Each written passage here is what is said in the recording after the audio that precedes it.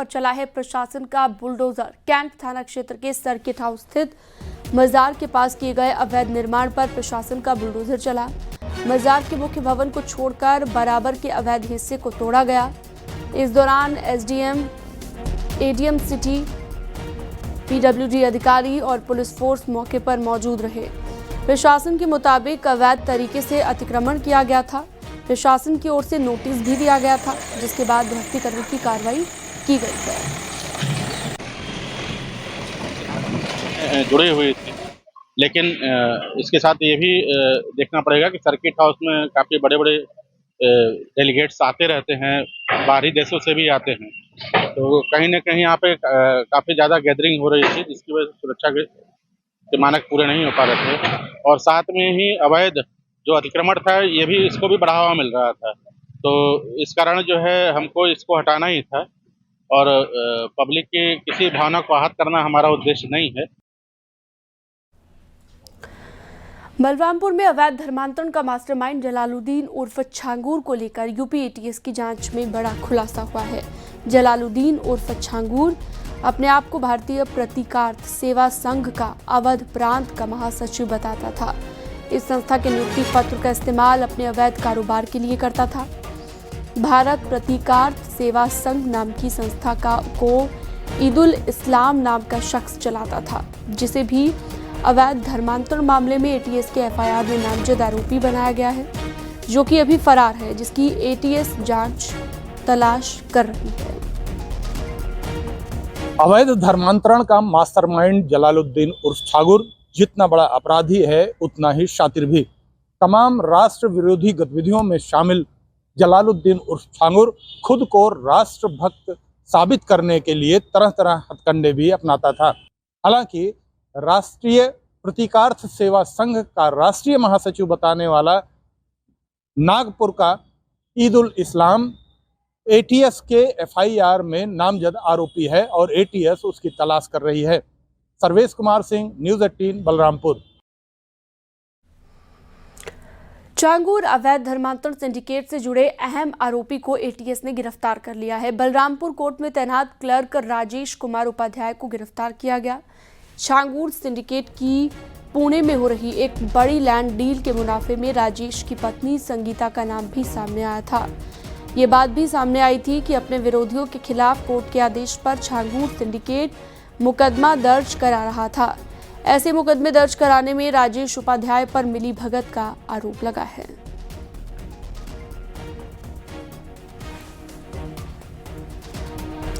Agra police ने अवैध धर्मांतरण के जिस सिंडिकेट का भंडाफोड़ करके 10 आरोपियों को गिरफ्तार किया, वो सिंडिकेट बहुत ही सिस्टमैटिक तरीके से एक कॉर्पोरेट कंपनी की तरह अवैध धर्मांतरण का काम कर रहा था। एसबी कृष्णा से आयशा बनी महिला को कनाडा से दाऊद अहमद की ओर से फंडिंग की जा रही थी। फंडिंग के साथ धर्मांतरण से संबंधित भड़काऊ वीडियो भी दाऊद की ओर से भेजे जा रहे थे। आगरा पुलिस को चौंकाने वाले सबूत मिले हैं, जिससे पता चलता है कि ये सिंडिकेट सोशल मीडिया के जरिए भी हिंदू और गैर मुस्लिम लड़कियों को शिकार बना रहा था। अवैध धर्मांतरण के जिस सिंडिकेट का खुलासा आगरा पुलिस ने किया है, उसकी जांच के दौरान ही तमाम चौंकाने वाली बातें सामने आई थी। जांच के दौरान आगरा पुलिस को बुर्के और नकाब से अपना चेहरा कवर किए हुए एक ऐसी महिला की तस्वीर हासिल हुई, जो हाथ में AK-47 राइफल भी लिए थी। अब जब इस गिरोह के 10 आरोपी आगरा पुलिस की गिरफ्त में हैं, तब ये बात भी सामने आ रही है कि ये गिरोह कहीं ना कहीं महिला फिदायीन तैयार करने में जुटा हुआ था। ब्रेन वॉश करके महिलाओं को फिदायीन के रूप में तब्दील करने की तैयारी थी। यही नहीं, इस गिरोह में सबकी अपनी अपनी भूमिका तय थी। एक कॉरपोरेट कंपनी की तरह काम कर रहा था ये अवैध धर्मांतरण गिरोह। आगरा में धर्मांतरण मामले में एक बहुत बड़ा खुलासा हुआ है। पुलिस ने जिन 10 आरोपियों को गिरफ्तार किया, उनमें से 6 आरोपी कन्वर्टेड मुस्लिम थे। 6 आरोपी जो पहले हिंदू थे, अब मुस्लिम हैं। बाकी के 4 आरोपी पहले से ही मुस्लिम थे, जो कि हिंदू से मुस्लिम बने। उनको लेकर पुलिस जांच पड़ताल में जुटी हुई है।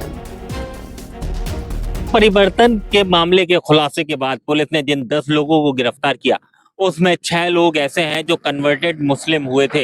हालांकि 4 लोग ऐसे पुलिस ने गिरफ्तार किए हैं जो पहले से ही मुस्लिम थे और इन चारों ने ही इन 6 लोगों को मुस्लिम बनाया था, जिनके नाम एसबी कृष्णा उर्फ आयशा, शेखर राय उर्फ हसन अली, ऋतिक बनिक उर्फ मोहम्मद इब्राहिम, रूपेंद्र सिंह उर्फ अब्दुल रहमान, मोहम्मद अली उर्फ पीयूष पवार, मनोज उर्फ मुस्तफा हैं। ये 6 लोग हैं जो अलग अलग राज्यों में रहते थे और ये 6 लोग हिंदू से मुस्लिम बनाए गए थे। इसके अलावा 4 अन्य लोग ऐसे हैं जो पहले से ही मुस्लिम थे।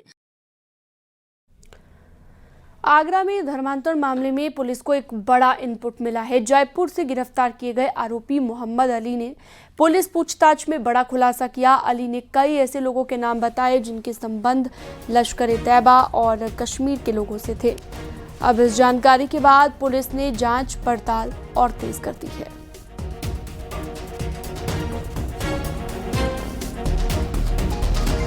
बरेली में पुलिस और बदमाशों के बीच मुठभेड़ हो गई। बदमाश बड़ी वारदात को अंजाम देने की फिराक में थे। पुलिस ने घेराबंदी कर बदमाशों को पकड़ा है। घेराबंदी के दौरान बदमाशों ने पुलिस की टीम पर फायर कर दिया। पुलिस की जवाबी कार्रवाई में एक बदमाश के पैर में गोली लगी। पुलिस ने गिरफ्तार बदमाशों के पास से तमंचा, चाकू और कुछ कैश बरामद कर लिया है।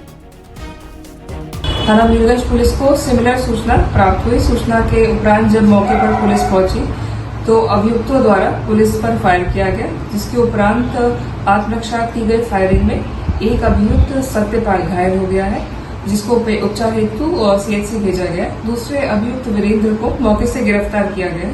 इनके पास से इको गाड़ी, घटना में प्रयुक्त होने वाली एक मोबाइल फोन जो कि इन्होंने घटना में लूटा था, 8,350 रुपए, एक तमंचा और एक कारतूस बरामद हुआ है। पीलीभीत में जिला कृषि अधिकारी को थप्पड़ मारने वाले आरोपी अनमोल को पुलिस ने गिरफ्तार कर लिया है। कुछ दिन पहले जिला पंचायत की बैठक में किसी बात को लेकर विवाद हुआ और इस वजह से जिला कृषि अधिकारी को थप्पड़ मारा गया था। फिलहाल पुलिस आगे की कार्रवाई में जुटी हुई है।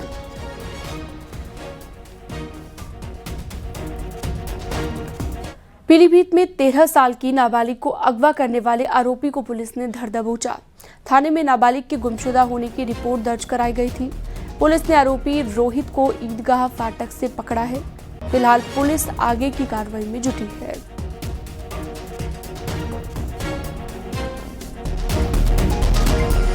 हाथरस में कांवड़ियों पर कुत्ते ने हमला कर दिया। कुत्ते के हमले में 3 कांवड़िये घायल हुए। सभी को जिला अस्पताल में भर्ती कराना पड़ा।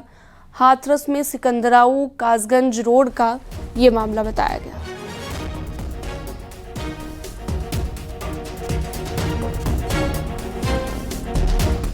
हाथरस के सासनी में महिला की संदिग्ध परिस्थितियों में मौत हो गई।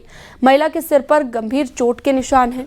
महिला के घर वालों ने ससुराल पक्ष पर हत्या का आरोप लगाया। फिलहाल ससुराल पक्ष के लोग फरार हैं। पुलिस कर रही है मामले की जांच पड़ताल।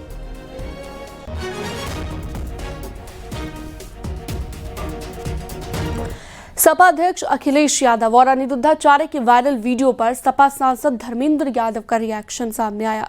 अखिलेश यादव के रास्ता अलग कहने वाले बयान पर धर्मेंद्र यादव ने सफाई दी।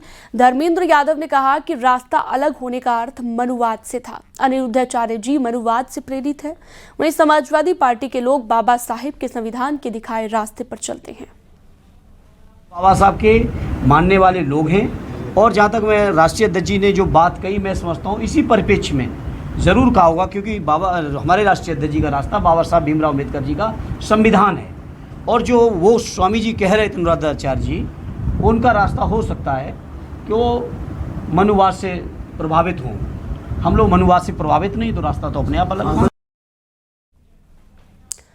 खबर है गाजियाबाद से इंडिगो ने हिंडन से नई हवाई सेवाएं शुरू कर दी हैं। केंद्रीय मंत्री राम मोहन नायडू ने इसका शुभारंभ किया है। इंडिगो एयरलाइंस ने हिंडन टर्मिनल से देश के 9 प्रमुख शहरों के लिए सीधी हवाई सेवा शुरू कर दी है। इनमें से बेंगलुरु, कोलकाता, वाराणसी, इंदौर, चेन्नई, अहमदाबाद, पटना, गोवा और मुंबई शामिल हैं। ये सभी उड़ानें अब गाजियाबाद से सीधे उपलब्ध होंगी। इससे गाजियाबाद, मेरठ, नोएडा और आसपास के लाखों यात्रियों को सुविधा मिले। आज हमें देखने को मिल रहा है कि ये दिल्ली का एक बैकबोन एयरपोर्ट बनने वाला है। यहाँ का जो कैचमेंट एरिया गाजियाबाद से लेकर नोएडा, वेस्टर्न उत्तर प्रदेश और काफी हद तक दिल्ली का भी, उन सब के लिए भी इतने पास में एक अच्छा सा एयरपोर्ट जैसे बना है, तो वो सब अब रियलाइज करने लगे कि हम हिंडन से भी हम अच्छी तरह ट्रैवल कर सकते हैं। और इसी पोटेंशियल को एयरलाइन ऑपरेटर्स ने भी आज पकड़ा, और जिस तरह से एयर इंडिया एक्सप्रेस 4 महीने पहले यहाँ से शुरुआत की, अच्छे अच्छे मेट्रोस की भी शुरुआत की, उनके अगर कैपेसिटी अगर देखेंगे तो काफी 90% से बढ़कर कैपेसिटी से वो ट्रैवल कर रहे थे। उसको और बल देते हुए आज इंडिगो ने भी 10 शहरों को किया, और उसमें से अहमदाबाद और इंदौर, ये 2 नए शहरों को भी कनेक्ट किया है। बीजेपी सांसद साक्षी महाराज ने राहुल गांधी पर विवादित टिप्पणी की। राहुल गांधी की उम्र को लेकर साक्षी महाराज ने विवादित बयान दिया। कहावत है, नाच नावे आंगन टेढ़ा। बूढ़ा होने को आया है, लेकिन अब तक तो युवा नहीं हो पाया है। और सपने सजाते रहे, लेकिन कभी भी राजनीति में सफल होने वाले महाराज।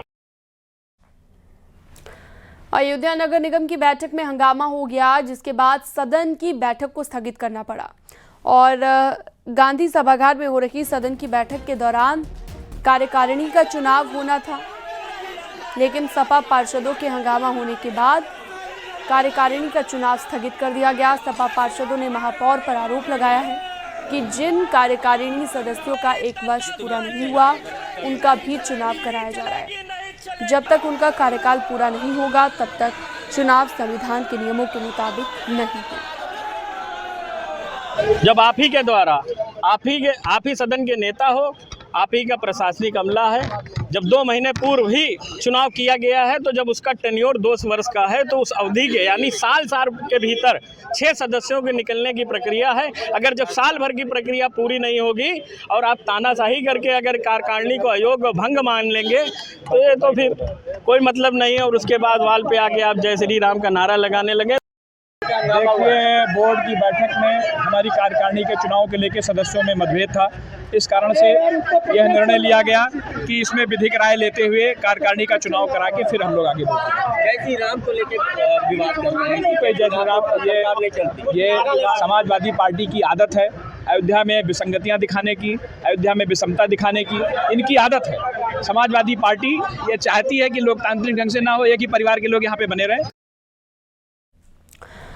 और कांवड़ यात्रा में तोड़फोड़ और उपद्रव करने वाले लोगों के लिए योगी सरकार पोस्टर चस्पा करने जा रही है। कांवड़ यात्रा संपन्न के बाद उनके खिलाफ सख्त एक्शन लिया जाएगा और इसके लिए पोस्टर लगाए जाएंगे। मुख्यमंत्री इससे पहले साफ कह चुके हैं कि कुछ उपद्रवी कांवड़ियों के भेष में छिपे हैं, उन पर सख्त कार्रवाई, सख्त एक्शन होगा। सीएम योगी ने यह भी कहा कि सबके सीसीटीवी हैं, जिन्होंने कांवड़ यात्रा को बदनाम करने की कोशिश की, जो भी उपद्रवियों के भेष में छिपे हैं वो बेनकाब होंगे। सीएम योगी ने कहा कि कांवड़ यात्रा में जहां उत्साह और उमंग है, श्रद्धा और भक्ति है, वहीं इसे बदनाम करने की भी साजिश हो रही है। सोशल मीडिया पर दूसरे तरीकों से भी धार्मिक यात्रा को बदनाम करने की कोशिश हो रही है। सीएम योगी ने कांवड़ियों से भी अपील की है और कहा है, कांवड़ को खंडित करने वालों की जानकारी दें, खुद कानून हाथ में ना लें, प्रशासन को इसकी सूचना दें। हमें भी अपनी जिम्मेदारी समझनी होगी, दूसरों की परेशानी भी समझनी होगी। चौराहों और उनके पास गंदगी ना फैलाएं। शिव भक्त स्वच्छता के कार्यक्रम से जुड़ें। सीएम योगी ने कहा कि शिव लोक मंगल के देवता हैं, वो आदिदेव महादेव हैं। पुलिस प्रशासन ने तो बेहतर व्यवस्थाएं की हैं, लेकिन हमें भी अपनी जिम्मेदारी समझनी होगी। प्रशासन ऐसे तत्वों के खिलाफ सख्ती से निपटने का काम करेगा और हमने तय किया है पूरी कांवड़ यात्रा के दौरान जिसने इस पावन कांवड़ यात्रा को बदनाम करने के लिए कई उपद्रव का सहारा लिया है, तोड़फोड़ का सहारा लिया है, उनके सबके सीसीटीवी फुटेज हमारे पास है। हम लोग कांवड़ यात्रा सकुशल संपन्न होने के बाद उनके पोस्टर भी चस्पा करने वाले हैं, उनके खिलाफ बहुत सख्त कार्रवाई करने वाले हैं और मुझे लगता है कि इसमें सभी शिव भक्तों की सहयोग की अपेक्षा हम रखते हैं। कांवड़ियों पर सीएम योगी की पुष्प वर्षा को लेकर भी सियासत खड़ी हो गई है। एसपी सांसद पुष्पेंद्र सरोज ने पलटवार किया कि योगी सरकार का हिंदू और मुस्लिम त्योहार पर दोहरा रवैया है। अयोध्या से एसपी सांसद अवधेश प्रसाद ने योगी सरकार के कांवड़ यात्रा के राजनीतिकरण का आरोप लगाया, जिस पर बीजेपी ने पलटवार किया। आपकी एक वहाँ पे ड्यूटी, एक तैनाती है, एक नियम अनुसार आपकी तैनाती है और जो आपको जॉब दिया गया है उसको करना चाहिए। सेवा भाव सब में होता है तो सब अपने पर्सनल लेवल पे करते हैं, तो मेरी यही आशा है कि सब अपना सेवा भाव ड्यूटी के बाद करें। और ड्यूटी वर्दी यूनिफॉर्म में ये मैसेज गलत जाता है, क्योंकि आए दिन जो वीडियो हम देख रहे हैं, चाहे वो पैर दबाने के हों, कोई पुलिस पर्सनल पैर दबा रहा है या फिर उनको किसी और तरीके से, जो हमने पहले कभी नहीं देखा, इसको नहीं होना चाहिए। और ये एक नॉर्मल, आप जब ड्यूटी से हट जाएं तब भी कर सकते हैं। इसी नाम से, इसी बहाने हमको नाराजगी व्यक्त करके, हमारे पर टिप्पणी करके भगवान शंकर का नाम ले रहे हैं, तो भगवान शंकर का कल्याण करें। और ये जनसैलाब जो चल रहा है, हम इनका स्वागत करते हैं। परंपरागत जो हमारे त्यौहार हैं, धार्मिक त्यौहार हैं, उसमें सरकार को हस्तक्षेप नहीं करना चाहिए। और लेकिन अफसोस के साथ कहना पड़ रहा है कि माननीय योगी जी, उत्तर प्रदेश की सरकार इसका जो राजनीतिकरण कर रही है, इसका राजनीतिकरण रही है और समाज में नफरत और बंटवारा करने का कार्य कर रही है। इससे पहले गाजियाबाद के दूधेश्वर महादेव मंदिर पहुंचकर सीएम योगी ने पूजा अर्चना की। दूधेश्वर महादेव मंदिर में सीएम की शिव भक्ति दिखाई दी। मंत्रोच्चार के साथ जलाभिषेक हुआ, साधु संतों से मुलाकात भी की गई।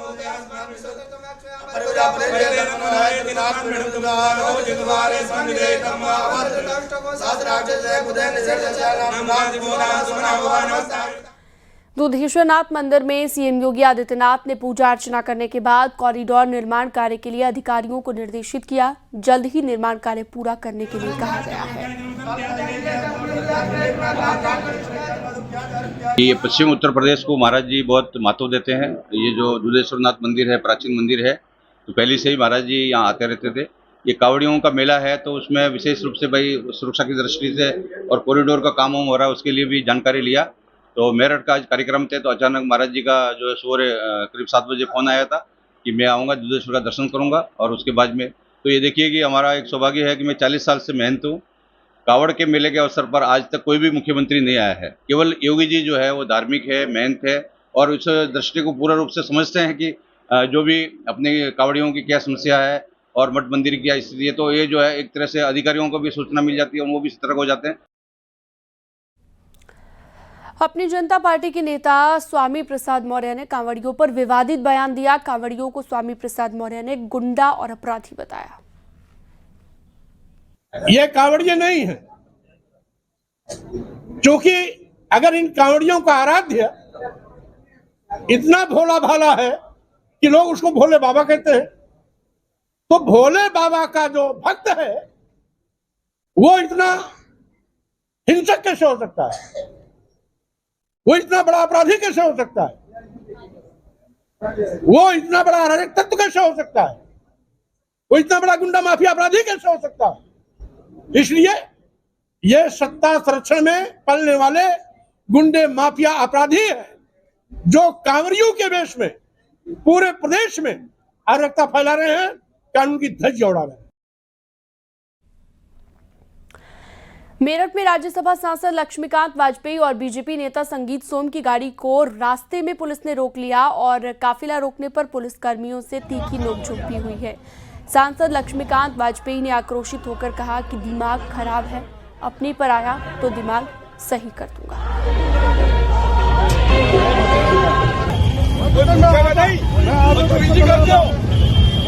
खराब है, खराब हो गया।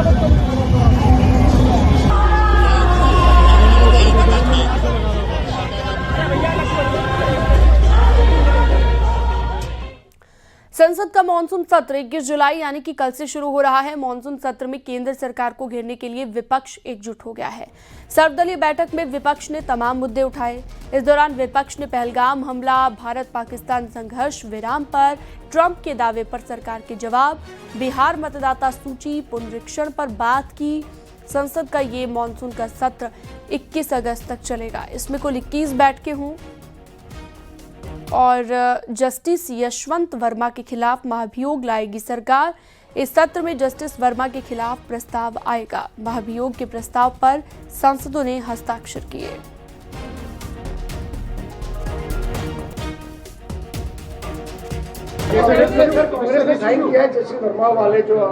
वो तो मैंने पहले बता दिया। जस्टिस वर्मा केस में जो प्रोसेस है उसमें सब पार्टी मिलकर करेंगे, उसमें ये सरकार का अकेला मूव नहीं है। हरदोई में गंगा नदी का जलस्तर लगातार बढ़ रहा है। गंगा चेतावनी बिंदु से सिर्फ 1.39 मीटर नीचे बह रही है और बारिश और बांधों से पानी छोड़े जाने के चलते गंगा का जलस्तर बढ़ रहा है। प्रशासन की टीम अलर्ट मोड पर है और निगरानी भी बढ़ा दी गई है।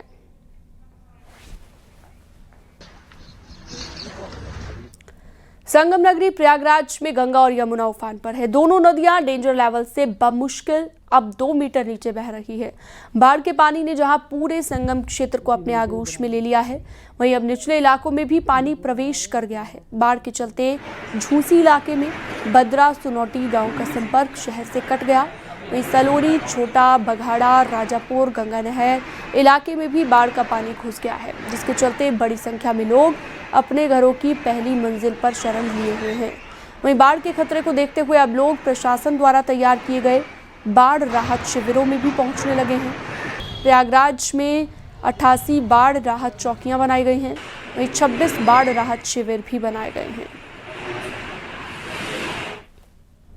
ये बताइए क्या नाम है आपका? सौरभ यादव। सौरभ जी, ये बताइए कि किस तरह से कब पानी आया और कब आप लोग यहाँ शिविर में आए?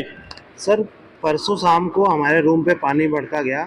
जलस्तर बढ़ते देख हमने क्या सोचा कि अब यहाँ रहना संभव नहीं है, रास्ते सब ब्लॉक हो जाएंगे, इसलिए हमने यही आए तो एक सर थे प्रशासन की ओर से बताएं कि ऐसा ऐसा शिविर बना हुआ है, अब हम ठहर सकते हैं। हम लोग को यहाँ पे उत्तम व्यवस्था मिली, अच्छी खाना भोजन मिला, हमको रहने की व्यवस्था मिली, टॉयलेट मिला। क्या क्या सुविधाएं यहाँ पर मिल रही है आपको? दोनों टाइम का खाना मिल रहा है, सुबह का नाश्ता मिल रहा है, अब लाइट है, पंखा है, पढ़ने की योग्य व्यवस्था है। तो आप लोग यहाँ पर पढ़ाई भी कर रहे हैं राहत शिविर में? जी सर। और अगली खबर है, आगरा से चंबल नदी का जलस्तर एक बार फिर से तेजी से बढ़ रहा है। उप जिलाधिकारी बा हेमंत कुमार ने पिनाहट घाट और उमरैठापुरा गांव के निरीक्षण कर हालात का जायजा लिया। जलस्तर बढ़ने के कारण स्टीमर संचालन बंद करा दिया गया है। प्रशासन ने 8 बाढ़ चौकियां बनाई हैं। प्रशासन की टीम लगातार निगरानी कर रही है। कानून को स्वास्थ्य विभाग, पशुपालन विभाग और ग्राम्य विकास विभाग को अलर्ट रहने के लिए बोला गया है कि जैसे ही पानी आबादी से होते हुए जब गाँव की तरफ चढ़ेगा तो समस्याएं होंगी, इसलिए सबको अलर्ट पर रखा गया है और निर्देश दिए गए सभी लोग 24 घंटे अलर्ट मोड पर रहेंगे। अभी पिनाहट घाट पर स्टीमर का संचालन क्या चल रहा है? संचालन अभी रोक दिया गया फिलहाल, क्योंकि नदी का बहाव बहुत ज़्यादा तेज़ है। अभी स्टीमर संचालन की परमिशन नहीं दी जा सकती।